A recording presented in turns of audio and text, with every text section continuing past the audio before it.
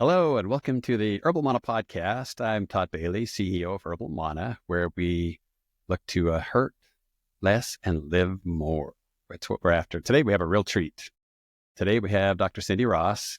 We were just talking before we started recording about whether I should call her Dr. Cindy. She's got an awesome backstory and we've got a fair amount in common. I've had 24 surgeries, 20 orthopedic. She's got me beaten, I think. We'll talk about that just a little bit. It helps to understand the process, the pain, the challenges. We've both been there, little different paths, but we've been there. And it's a real pleasure, actually a treat to have you on, Cindy. I'm really happy you carved out time for this. This is wonderful. Well, Todd, thanks so much for the invite. And I love talking about it because it's my passion. And it's the whole reason why I dove off into functional medicine, because I knew there had to be a better solution than what I was getting the first 10 years of living with rheumatoid arthritis. And it prompted me to start my clinic called Life Wellness Forever. I specialize, I've been general for years. And then I decided to specialize in oncology because I saw a huge pattern in a lot of the blood work panels that I was seeing. You know, as you know, and most practitioners that I come across, everything starts in the gut, including inflammation in our joints. And so, but yes, you're right. I think I do have you beat with like 20, maybe 23 surgeries. You know, it's something, I think you always learn something new and you always have to advocate for yourself. And even as a practitioner who researches from sun up to sundown, I think I still learn new things every day when it comes to fighting inflammation in the body. Would you agree? Are you always Oh, researching? heavens, yes. Oh, yes. Especially these days, we're getting so much good research. And a lot of it's good, peer-reviewed, high-quality research, not what you find on WebMD. I am not a fan of WebMD. I like PubMed. I like peer-reviewed. I like unbiased. And I want to see how the research was developed. I don't Yeah. want to see somebody's cute little article about something. I want to see the real thing, the real McCoy. That's what I always try to tell patients is you can read an article being biased on whatever you want to see because it's out there. There's contradictions all the time. And I'll have a patient say, oh, but I saw this, but then I saw this. And I'm like, you're absolutely going to read something or research something that is going to support your opinion. And that's why it's so important to read case studies. And you're right. Like I sit in on probably 15 to 20 case studies a week, and I want to see the true science behind it. I don't want to just read a cute article that supports someone's opinion.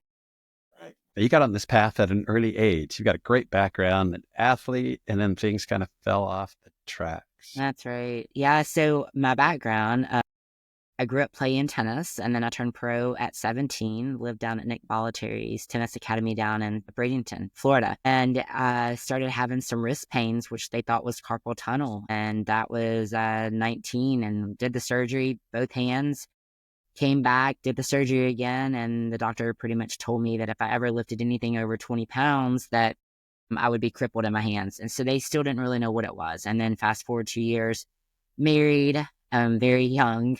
I felt like such a baby. I was 21, and 2 months after we got married, I woke up one morning and couldn't walk. And my mom had, have you heard of, scleroderma? Okay. So my mom had crest, and it was a, part of scleroderma. And so we already kind of knew that it was in the autoimmune-ish, an autoimmune disease. And so immediately I got to the rheumatologist, and pretty much the whole decade of my 20s was nothing but surgeries. And I wish I'd have known a me back then, but there really wasn't, not to my knowledge. And again, maybe I was just geographically located right here in Alabama, but I didn't know a me back then to help me navigate. So I just listened to what every doctor told me and threw meds at me. And I took chemos and I took biologics, and I ended up at the Mayo Clinic at Jacksonville, and also in Minnesota. I guess it was probably the start of my career getting into health and fitness. I knew that there had to be some other answer. I lost my mom, my dad, and my brother to autoimmune. And I knew that nutrition, it was just there. And every time that I would ask the doctors about it, they would just, deflect it and just say, I would always get told, take your medicine, Cindy, take your damn medicine, Cindy. And I just started doing elimination diets, and I didn't really know what I was doing. I was like 29, I guess, 28, 29 is when I started navigating those waters, and it launched my career. I mean, I always say probably, my brother asked me the other day, would you do anything different? And I was like, no, I wouldn't do anything different. If I could change anything, I wouldn't, because having rheumatoid arthritis, I feel like it makes me a better person. And it makes me a better person because I'm empathetic and I have this drive to help give people back a quality of life, because I sat on the sidelines for so many years and life just was passing me by. And what's it all worth if we don't have quality of life? So that is where my passion when it comes to helping others is through my own miseries. And I came out on the other side. It's a good twist on a tough course. That is a rough route, especially at that age. And I get it. I did not have rheumatoid arthritis, but I had my first couple of surgeries in high school sports. And like you said, we were told to take the pill. Senior year of high school, I wanted to play basketball. I already torn up my knee again. The doc said, just take this. Gave me something to take care of the pain. Halfway through the season, I developed a reaction to it, had to go off that. And then we found that my knee was in trouble. I had already ground through cartilage in my knee and I was already bone on bone. I finished the season and had a second surgery. And at that point, he said, got a hole about the size of a quarter in the cartilage. You're a candidate for knee replacement. Come back when you're 50. And then it was just a long, slow decline, keeping the knees going, keeping the shoulders back, everything else that had surgeries along the way. But no real solution. Just take the pill. But every pill came with a consequence. Every pill eventually caused something bad, internal bleed or something. Never solution. And never any labs, never any talk of diet at any point along the way. Even as recently as my knee replacements a decade ago. Never a talk at all about diet from any of my physicians, which is interesting. It is. Really?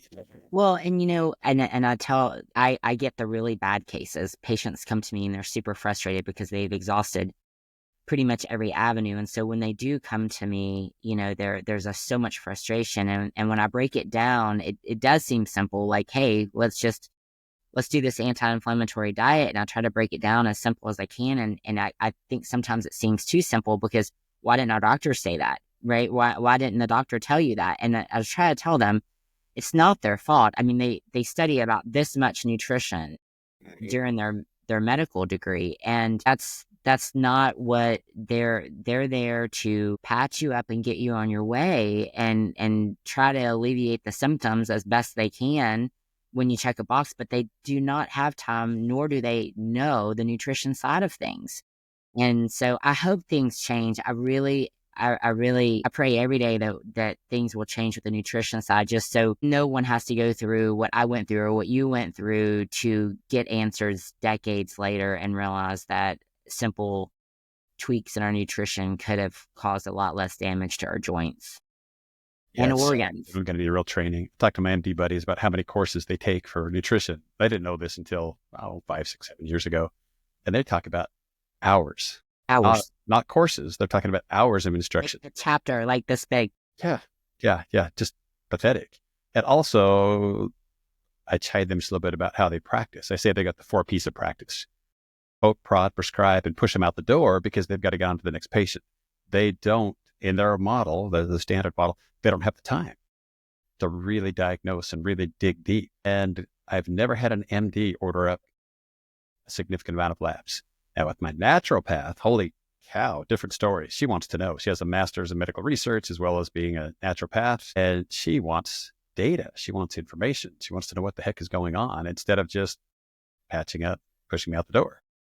It's the only way to see the full story. So I'm mastered in blood chemistry analysis, which I'm sure it sounds like she knows a lot about that. And you got to look for patterns. And that's the only way to see where the driving cause of the inflammation is coming from. I mean, if you don't see the whole story, it's like you're trying to constantly plug, as my husband calls it, babe, the air's coming out and I can't put the plugs in fast enough. And you're just going to deflate. And so you got to figure out what the root cause of where it's coming. And so much I see it's coming from gut. One of the reasons that I decided to specialize in cancer was because the patterns that I kept seeing with, GI dysfunction was coming from them not being able to absorb the right nutrients and vitamins. And then there's a dysfunction there, and then there's cells that need attention, and those cells started rapidly growing. And I just started seeing it so much.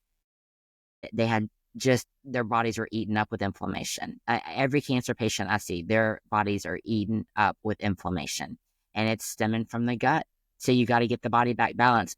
I always say this, I'm not anti-medicine, and I'm not, because I've lived it, right? And I'm sure that you're not either, because you've had knee replacements, so you've had to take Absolutely meds. not anti, but it's Yeah, not so complete. I'm not anti-meds. I'm this, got to keep the body optimal. And sometime or another, at one point in our life, we're going to have to be on medication, whether it's to stop pain or after a surgery or to control some type of imbalance. You're going to have to be on medication. But if your body isn't healthy enough to handle that medication, that's when you get in trouble.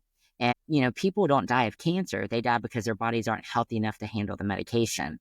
When during COVID, my husband got really sick, and he was kind of the pivotal point of my practice, because you got to keep the organs healthy. Because if you get something like COVID, especially in the early stages of COVID, and you have to go on a drug like remdesivir, where it's so hard on the liver. And if you've been running fatty liver, and I see it a lot in my bodybuilders, a lot of my guys that are super fit, they're running fatty liver because they've been taking supplements for so long. And even though their supplements is still taxing the liver. And then you go into a drug that really wreaks havoc on the liver, your body's not going to be able to sustain. So something that's already wreaking havoc on the liver, you've been running fatty liver for 7 years, it'll put you in medically induced hepatitis. And so you got to keep the organs just thriving. And that's the core of my practice, is me getting your body back balanced so you can thrive. So when it does come time for you to be on a medication, it's not gonna take you out, and you're gonna get through it, and you're gonna end up on the other side, and you're gonna be better off for it. When an MD orders a blood test, it seems typically they're focused. They already have some idea. She's already said, I think it's this, and then she'll order up a panel of 6, 7, 8 different tests. How much can you really learn on 6 or 8 tests versus what's available? And how broadly should you test if you don't know? You cannot learn much. The ones that I get that are uploaded to me that I'm reviewing, they're so restricted by insurance that they're pretty much just running a CBC and a CMP. And especially on the cancer, 93% of cancer cases are missed because they're just running a CBC or a CMP. And cancer, by the time that it reflects into your blood work, you're usually stage 3, stage 4, because it takes that long for the immune cells to reflect in blood work. And they're so limited when the doctors order it that they're missing out. Like, they will run your TSH, but they're not going to run your T4, your T3, your uptake, your reverse to see if you're converting, if there's a mitochondrial issue. They're not looking for those.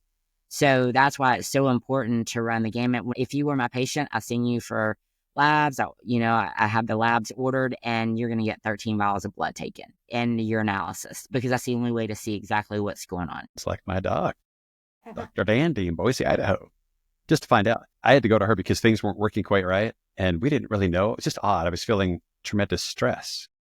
Unbelievable. Off the chart stress. Started running all kinds of tests and found celiac. I was not absorbing anything. I couldn't make dopamine, for instance, because I couldn't absorb anything. And instead of just giving me serotonin reuptake inhibitor or something like that, what she might have gotten from my MD buddies for stress, she went to the heart of the problem to find out what in the world was happening. And then we could start the process of doing some repair and do some rebuilding, get things to actually absorb. So are you still gluten-free to this day? I have to be. Yeah. Good. I'm extremely sensitive. Can't even do cross-contamination. Yeah. So I've got to really watch it. It's good to be gluten-free. I mean, most of my meal plans that my patients are on, they usually are always gluten-free, because I just think it causes an issue, even if you don't have a gluten sensitivity. Because we're in America. And in America, that really needs to be the case for just about everybody. It's true. Because the wheat we have is not the wheat that our grandparents had. It is not the same thing. That's right. Part of it's the strain that we bred for. Those amber waves of grain are not supposed to be uniform, gorgeous, perfect. They should not look uniform. That's not normal for plants to be that uniform, but we can breed for that and then spray the heck out and introduce all kinds of things. And I can't tell in our wheat supply how much of it's a wheat problem, a gluten, a protein, or all the crap we spray on it, or if it's the storm that involves all of it. There's no doubt. Were you having anxiety or anything like that when you were not producing enough serotonin? Oh, yeah. Yeah. Because I couldn't absorb nutrients. I was absorbing essentially nothing. Once we started running labs, running tests, I was holding on to just about nothing. And it was a long process because I had done so much damage, not knowing that I had the problem. It took about 20 months. For about 20 months, I couldn't have any sort of dairy of any form, any type. Now I could do some dairy. I have to be really selective. I have to do A2 raw milk. Okay. It's got to be clean. It's got to be from the dairy. That's good though. I mean, I always say, that's why another reason I always say I'm glad that, I got sick at an early age, because I'm not having to learn the nutrition at a late stage in life, and I'm preventing things now. And so it's good to learn the nutrition side, because if you can learn what you're sensitive to now, it's going to save you a lot of trouble later on. Yes, it is. I'm going to How's be your diet now? How's my diet? Yeah, are you like super clean or strict? Yes, super clean. I do eat a lot of protein, good clean protein, a lot of grass-fed beef, which I do really well with. Vegetables have to be pretty selective. I do quite well with many fruits, but I have to be pretty clean. Not a lot of junk food, processed sugars, processed foods. If I go shopping, there's no point going in the middle of the store. I kind of hang around the outside, other than to maybe go in one of the aisles to pick up some olive oil or something like that. Nothing out of the cereal aisle, nothing out of the processed food aisle. That just comes at too high a cost. Got to avoid that. And I think most of us would do well to avoid that. Stay on the outside, avoid the inside, other than a few condiments, maybe. I always say stay on the spices. perimeter. Stay on the perimeter of the grocery store. It's great that the stores arrange it that way for us. Right. They take a lot of the mystery out of where to shop. That's right. Yeah. But I have to stay really clean. We just went on a cruise. We got back actually yesterday. Did a week-long cruise. I noticed the tan. Nice tan. Mm-hmm. Yeah, got a nice tan. It was a nice break. And even on the cruise, I had to be really particular. But the cruise was great. They were very accommodating. They made sure that I got things that I could eat. I find it easier to stay gluten-free and stay within my food parameters outside of the U.S. than I do in the U.S. Like when we travel, I feel like it's easier, and people are they're more responsible when I tell them that I have food allergies. Are they true food allergies? I have sensitivities, but I really in the US, I have to make it sound like I have severe food allergies, like just to make sure that they don't cross-contaminate my food, because it does. I mean, to me it is, because it puts me in so much pain for weeks, so I do find it easier. We traveled like 87 countries, I think. And I always say it's so much easier to eat cleaner outside of the US. We have to get pretty selective in the U.S. Start with establishments that I trust. I was at a place in Phoenix recently with my brother, eating one of his favorite places. He has to kind of avoid gluten, not nearly severe. And I asked the waitress what was gluten-free. She wasn't really sure. So she grabbed one of the chefs and we asked him, what's gluten-free? He wasn't really sure either. And he said, just tell me what you think has gluten in it. He's asking me to pick off of his menu. I thought, holy cow. So I enjoyed a drink. I did not eat. I just didn't know. Weren't that aware. Kind of interesting. I had the same experience in Kenya a couple years ago. I was down there drilling clean water wells for my nonprofit, and we were down there a couple weeks, and literally I went down weighing like 126, and I came back weighing like under 110 pounds, because it was just, there was no way of like communicating what I needed, and so I just omitted a lot of food because I just wasn't willing to put it in my body. I just didn't want to feel bad, and so it's just hard. And I'm sure I probably would have been okay, but it's kind of like what you just said. They're like, oh, they don't really know what gluten-free is. If you're not okay, the cost is pretty high. It's really high. Let me tell you my recent experience. So, and you can appreciate this, having the knee replacements. Have you had both knees replaced? Yep, knees, same year. Okay, so I've never had knee issues. And after 2020, I got sick with COVID, and, the cytokine storm goes through my body, and I ended up with popliteal cyst in both of my knees, and my knees were like severely bad. And we live on pylons at the beach, so the stairs, navigating them was awful. So I ended up working that out after 8 months. It was brutal. And then recently, and I've been off of all chemos and biologics from an RA since 2010, 2011 is when I started coming off. And so no issues. I control everything through nutrition, supplementation, everything that I put my patients on. I have King Corso dogs. Have you seen my dogs? No. Okay. So I know the breed. Yes. Okay. So they're like 140 pounds.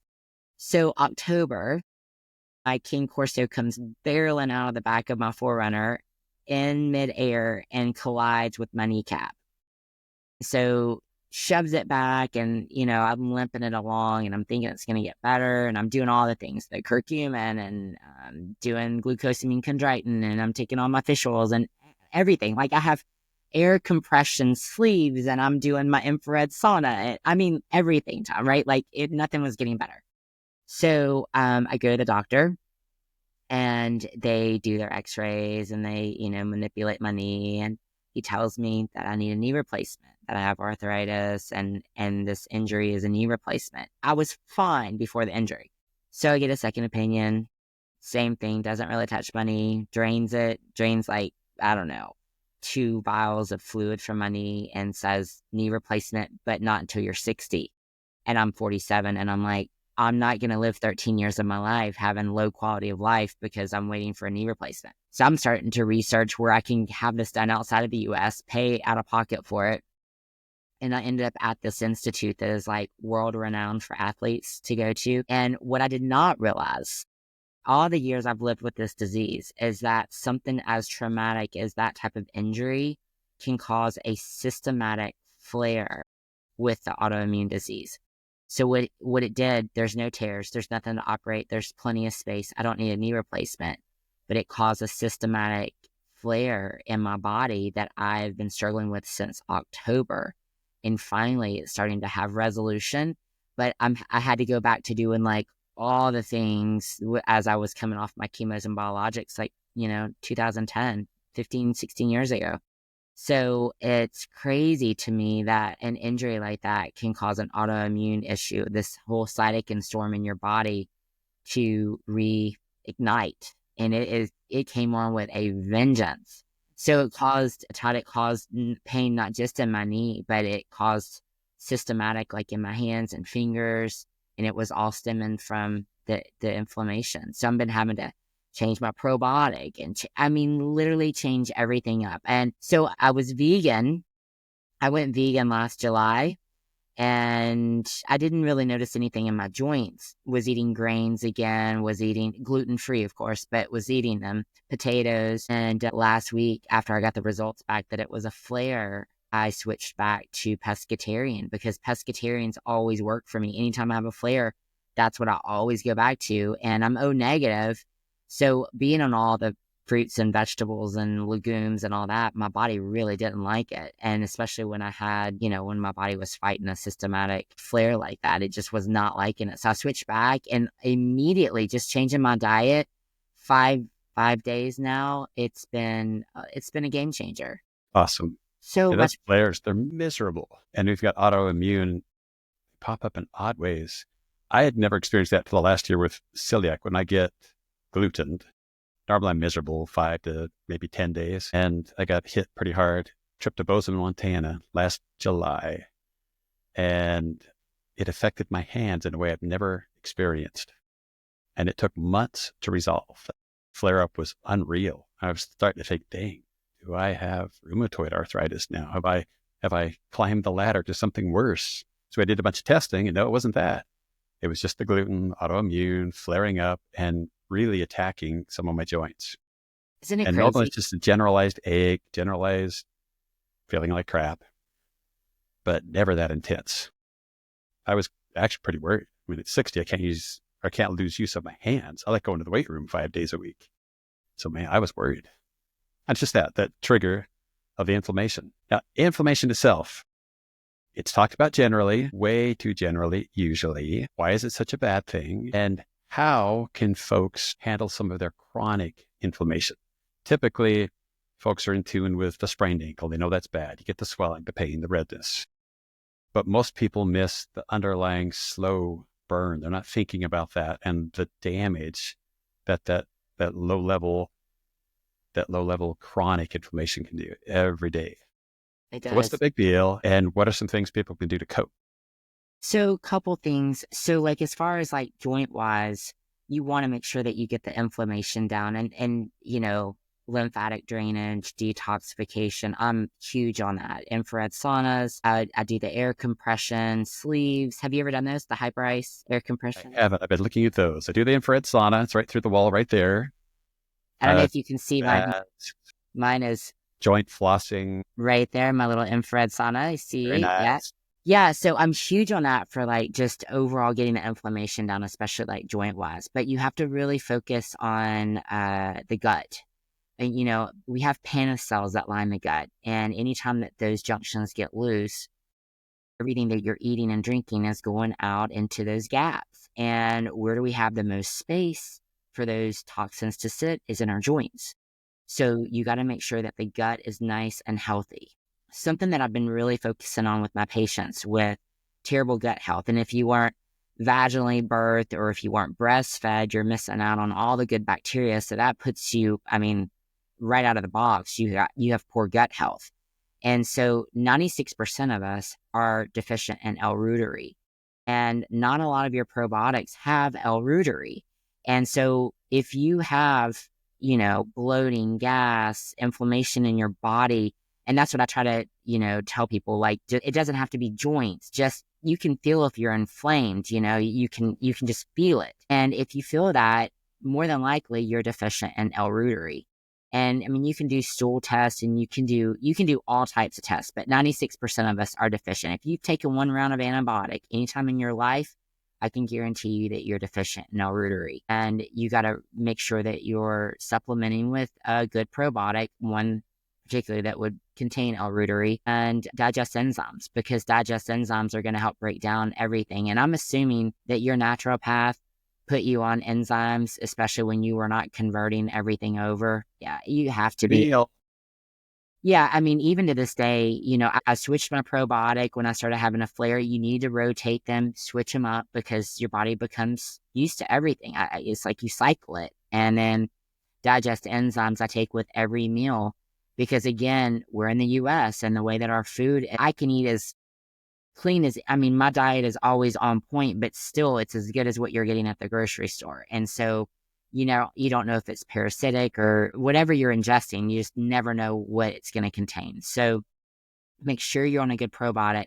Make sure you're taking digest enzymes. And I love apple cider vinegar. I do like 3 to 4 tablespoons a day just to keep my pH balance in check. My dentist loves it because it keeps the tartar off my teeth. But it is something really great to add in, especially if you have heartburn or anything like that. I love apple cider vinegar. You just drink it straight, or do you put it in something? At the beginning, I think when I first started years and years and years ago, no, I dilute it in actually, it's in here. It's 16 ounces water, and then I do a scoop of glutamine, because glutamine is an amino acid that heals the gut. And, I think as a society, we all need to work on gut health every single day. I don't think it would hurt anyone to be on a everyday probiotic and digest enzymes with some glutamine and apple cider vinegar. It's an easy protocol. Apple cider vinegar. I've thought about that for a while. Yeah. Actually, I hadn't thought about it until yesterday as I was going through some of your social media posts. And there it was, apple cider vinegar. Hey, so I got to tell you to my something wife. funny. So Todd, I came back from vacation, I don't know, this was like 2 years ago, and I cut my hair off last year. My husband hates my short hair, so I cut it off last year, and I had it up in a bun, and I don't know, I was a train wreck. I think I was still hungover from our vacation, and I'm sitting outside, and I decided to do a little video on apple cider vinegar. Do you know that thing went viral? And I looked like a train wreck. And I'm like, oh my gosh, it's always the ones that you're least expecting it. But apple cider vinegar is very popular. Very, very popular. So yeah, try it. I don't think, make sure it has mother in it. And I get white, the one that I use is White House organic with mother. I love it.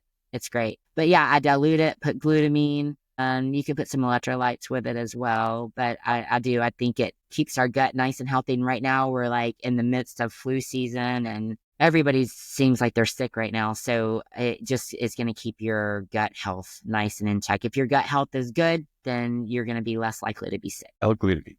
I check that box. But I get my L-glutamine every day, my creatine every day. I'll add my apple cider vinegar. Yes. Put that in the mix. That'll be an awesome tasting way to... My husband makes his little concoction at night before he goes to the gym, because he goes at like 4:30 in the morning. And in his cup, he actually listens to me on some things, but it has his apple cider vinegar and his glutamine and creatine's in there. And then I think arginine, he puts arginine as well. So So yeah, that's his little concoction at night he puts together for in the morning.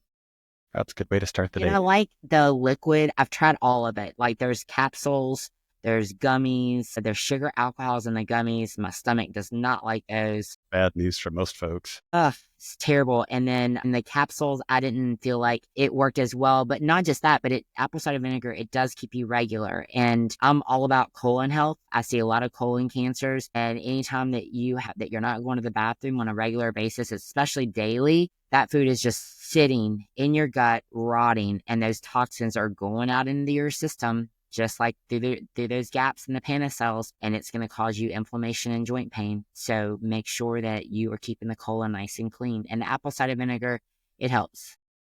Good. Well, it gets us back to not eating in the middle of the store. If you want good regularity, you stay out of the middle of the store. That's right. That's right. Stay the heck out. How do folks work with you? I know you're in Alabama. I'm in Boise, Idaho. We're like 2,000 miles apart. We are. I need to come. I've never been to Idaho. And you've never been down to Orange Beach, right? Never been to Orange Beach. Never been to Orange Beach. Get online. So my house sits in Florida, but Alabama owns the island. It's really bizarre. We sit like I live across from like the world famous Floribama. It's like the world's best beach bar, and it sits on the Florida Alabama line. But yeah, so our Alabama owns the island, but we actually sit in Florida, Pensacola, Florida. So yeah, I work with patients all over the world, literally all over the world. I have like a family in India that I just consulted with this morning. Everywhere. I do 99.9% of my patients I see remote, usually Zoom. And I've never had an issue getting lab orders or anything like that. I love to collaborate with doctors. I feel like it takes a village to get health back on track. And again, I'm not anti-medicine. So at some point or another, we do need medications, and I try to treat everything as natural as possible. And so I love to collaborate and do share care letters and things like that. But yeah, I see patients come to me from all over, especially cancer patients. I'm seeing them from everywhere, unfortunately. But, it's my passion to help give people back a quality of life, no matter what stage they're in. So it doesn't matter where you live. We can work together.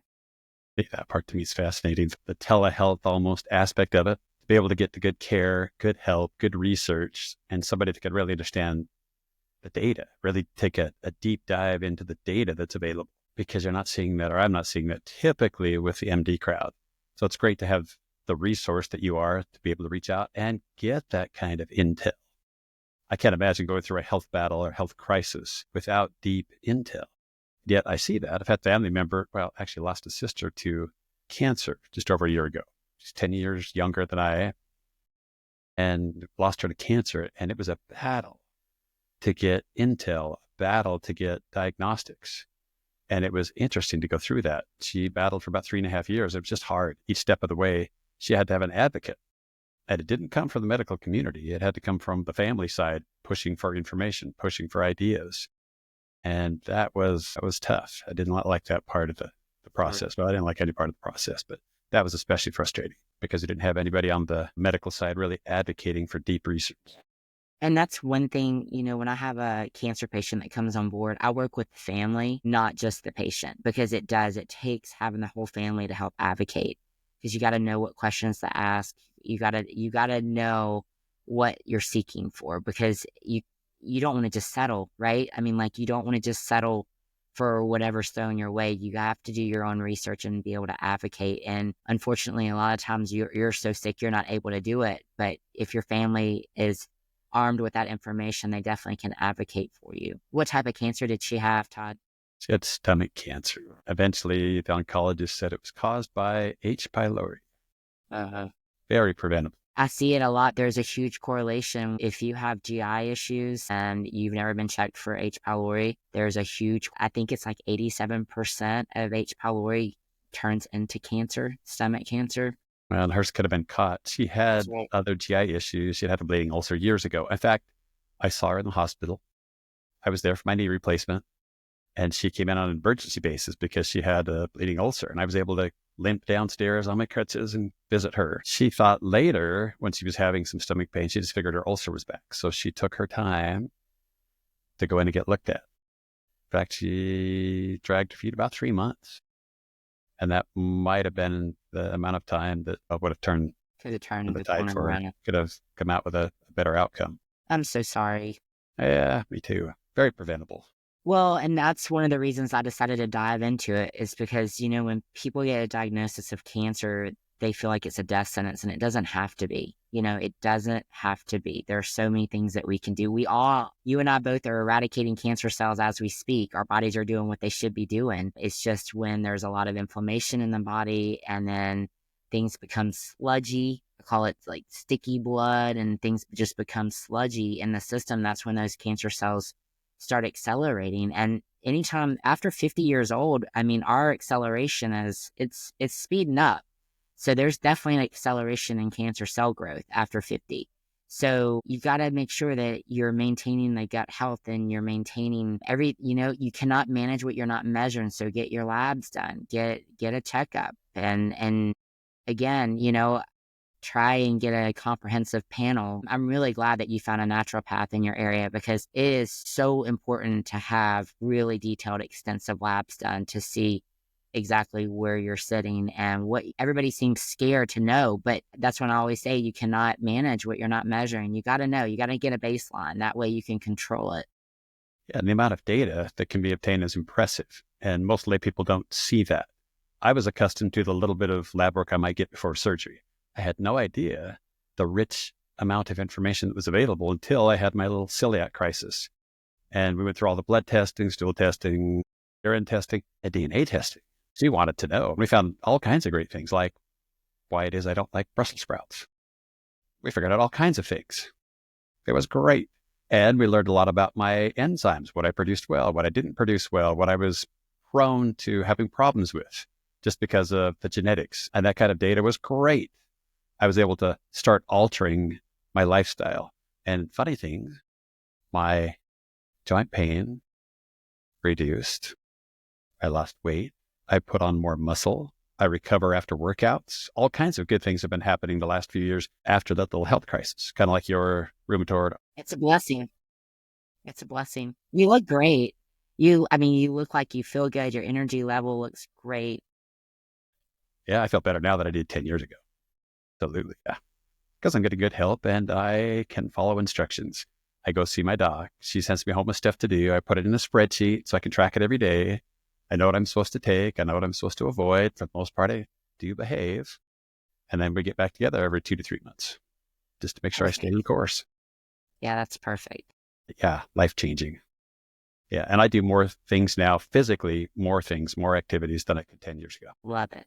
Yeah, just got to get on the right path, get with a functional medicine practitioners, somebody with the naturopathic leanings, maybe not somebody with 3 doctorates. Those are hard to find, I hear, except in Alabama. In Alabama. Except in Alabama. Now, we were talking before you came on how that happened. This is kind of interesting because this is part of the battle that we all face. How is it that you ended up with 3 doctorates? I think I'm doing pretty well with a bachelor's, a master's, and a law degree, but now I'm feeling inadequate. Oh, like being in compliance with the medical board and making everyone happy, the doctor of natural medicine seemed too similar to MDs, and they felt it was too confusing. So they wanted me to have my PhD. And I'd already done the curriculum during my doctor of natural medicine, but I had just not done my dissertation part of it. And so I did it in actually functional blood chemistry analysis. And since then, I've written a few courses at some universities on functional blood chemistry analysis. And then when I decided to dive off into the naturopath side, again, it's not something that's really recognized in Alabama. There are some of us in Alabama, but it's more of a national type of thing. And since I got my naturopath, I was able to get board certified in oncology. So yeah, I just if I felt there was a need, I just kept continuing my education. And, that's what I tell my patients, like you get a researcher. That's really what I call myself, as a researcher, because I research from sun up to sundown every single day. And when I decided to jump off into cancer and specializing in supporting cancer patients, I really thought it was going to be more generalized, but there's over 420 types of cancer. And so everyone that I see is usually stage 3, stage 4, and they're really, really sick. So I've become a specialist in literally every aspect of cancer, whether it's metastasized or if we're dealing with HER2 positive or if we're dealing with, there's so many types of cancer that you got to know exactly what you're dealing with to have the right protocol.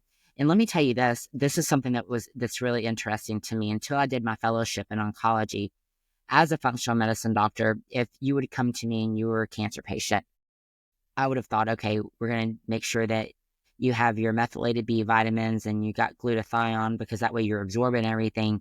But those are two actual things that you do not want to be on being a cancer patient, because what it does is, yes, it brings your immune system up, but what it does is it makes those cells so resilient that you're not able to respond to Western or alternative treatment.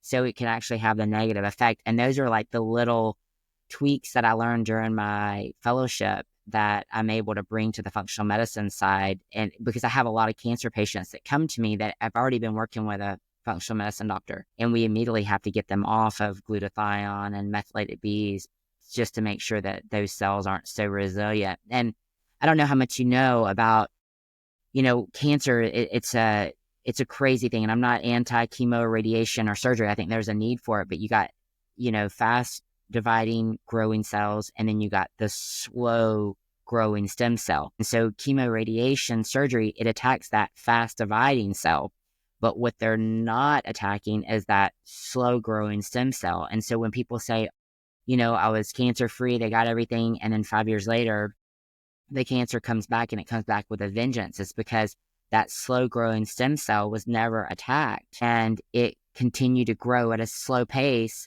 but it's more resilient than ever, and it's not going to respond to the same type of treatment that worked before. So that's where I come in at, and we do complementary therapies and working to balance the body back and get the body back to a state of optimal vitality living. That's where my focus is. So to answer your question, that's the long story short of why I got so many doctorates. Well, it makes sense. Part because of the regulation, but part that kind of emphasis, that kind of focus. It's a large body of knowledge. It is. I feel like I heard something recently. A friend of mine was telling me about a book. It's like something like Crispy Cancer or something like that. Some I have it. diet book. Yeah, I have it. It's on my bookshelf right now. Funny thing. Hey, wait. Hang on. This, you have to read. Yes. What was really funny, he said, if I ever get cancer, I'm going to change my lifestyle and I'm going to follow what they say in the book. Why would you not do it now? I know. Yep. That was just kind of an interesting thing, but I think a lot of people think the same thing. I'm not going to do it until I hurt enough. I won't change until my inflammation causes joint issues. I'm not going to make that change until I'm having a medical crisis, which is just bonkers, especially for those of us who've been there. You don't have to have rheumatoid arthritis or celiac or joint replacement to start getting serious about getting the diet right. That's right. It would be nice if you could head that off. Maybe you're not going to have to go through what we've gone through. That would be wonderful. Anytime I'm giving a speech, I always say, don't wait until you're lying in the hospital bed before you make the change, because you can save yourself a lot of misery and a lot of years and lead a really nice, good quality of life. That'd be nice. I'm glad that I've got the experience. Gives me some credibility. Helps us to develop nice products because I'm the CEO and guinea pig in chief. But it would also be better to have never been down that path. Agreed. If somebody needs to get a handle on inflammation, what are some simple changes? You mean as far as diet or supplementation? Either one. Typically, when I bring that up, people get kind of a glazed look. They're thinking this is a monumental undertaking. It's too much. I can't make any difference. Yeah, they always think that I'm going to lay the hammer down and tell them they got to change everything. It's a lifestyle, right? So I would say, the Mediterranean diet is always a good diet to go by because you're getting a lot of good fats in. You are getting your protein in, and it's not super carb heavy.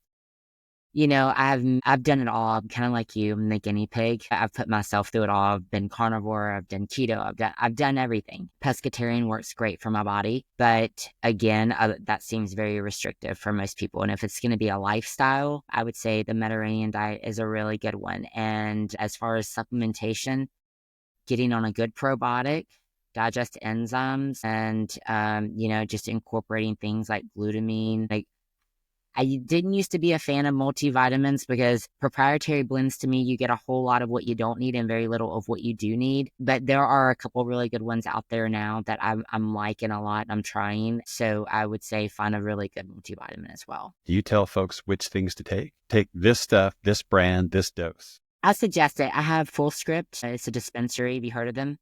Yes, I have. Yes. They're awesome. So yeah, I do the suggestions through Full Script and just, I write out the protocol based off of whatever imbalances I see in their labs. And my blood chemistry analysis, it's usually about a 95-page report. So there's a lot of information there to let me know exactly how to write out your protocol. And then I do the supplement suggestions, and then I put together a suggested meal plan as well. Use a product called Back Clean Life.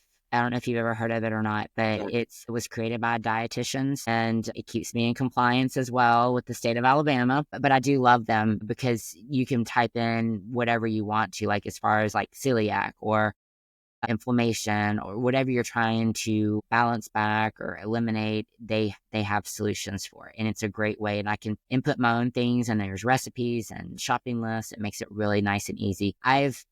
Through my fitness career of owning the gym and then doing nutrition back in the day to now, I used to be so strict on my clients back then. And now my patients, I've learned that lifestyle is key. You got to make it lifestyle or else they're not going to stick to it. And again, it's about a quality of life. So I tell people to, just be in tune with your body and see what's affecting you. If you notice bloat or gas or things like that after you eat, then you know that you probably need to stay away from it. A lot of times people are so sensitive to everything because their gut is off. But once you heal the gut, you can start incorporating things like dairy, like the A2, like you did, back into your diet. But you got to heal the gut first. And usually that's like about 90 days of work, at least. 20 months. Yeah. For me, yeah. took 20 months before I could do that. But totally worth it. Absolutely. Somebody could do it in 90 days. That's awesome. And I did see on your website Full Script, which is why I was kind of going down that path. If somebody reaches out and works with you, I love that you provide a path. And with Full Script, you're not just saying, go find an A vitamin, go find an E vitamin. You can lay out the protocol, kind of like you can do with a diet, so that it's not that hard. So somebody could reach out to you, get some awesome data, real testing, real analysis, and then a path. That's right. And I don't know if this is a guy thing, but I love a to-do list. I like knowing what I'm supposed to do. I can check, go through my day and do what my experts are telling me to do. And I think that's a really good way to partake of really good medicine. Thank you. I love it. It's my passion. Obviously. It's awesome. All right. Well, I'm glad you could join me. We're going to have to do this again. Absolutely. And I'll need to have you on mine as well. It's wonderful. I love it. We could chat for hours. I love to meet other passionate individuals when it comes to their health. And I always say I could nerd out with you for hours. Yes. By the way, we're going to put some connections to Dr. Cindy down in the show notes. She's got some really good material on YouTube and Instagram. Useful. It's not just a bunch of fluff. Sometimes I see fluff when I look to some of the social media content, and I like cat videos as much as anybody. But when I'm looking at medical or nutrition or exercise, I want something real and applicable. And she gives good information. It's not a game of hide the ball, which I love. I really like that. Real value. Thank you. Thanks again for having me.